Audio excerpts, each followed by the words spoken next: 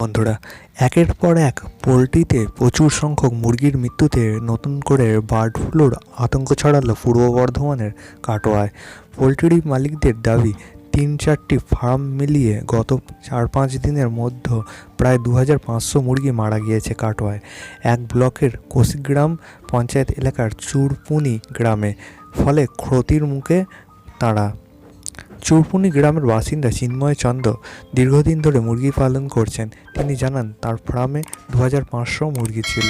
বিক্রির আগে মড়কের ফলে প্রায় সবটাই শেষ হয়ে গিয়েছে।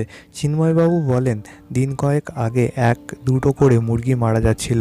মুরগি পালনে এই মৃত্যু স্বাভাবিক বিষয় বলে গুরুত্ব দিইনি, কিন্তু পরে দেখি এই কয়েকদিনে রোজ গড়ে ৩৫০ থেকে ৪০০টি করে মুরগি মারা যেতে থাকে। কিছু বুঝে ওঠার আগেই ফার্ম খালি হয়ে গেল।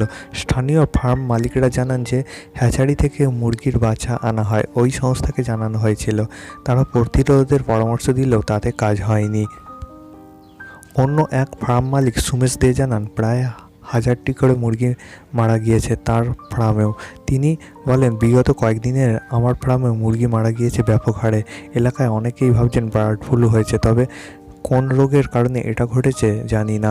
স্থানীয় সূত্রে জানা গিয়েছে, এই ঘটনার আতঙ্কে রয়েছেন গ্রামবাসীরাও। তাদের দাবি, মুরগির মড়কের কারণ খতিয়ে দেখা হোক। এ বিষয়ে কাটোয়ার ১ নম্বর ব্লকের প্রাণী সম্পদ বিকাশ আধিকারিক মনসুর শেখ আলী বলেন, মুরগির মৃত্যুর খবর আমাদের এখনও পর্যন্ত কেউ জানায়নি, তবে অন্যান্য ফার্মগুলিকে প্রয়োজনে সতর্ক করা হবে।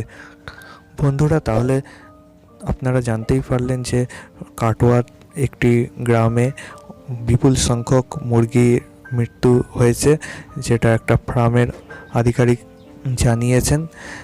এ ব্যাপারে বিস্তারিত ভিডিওতে জানানো হলো।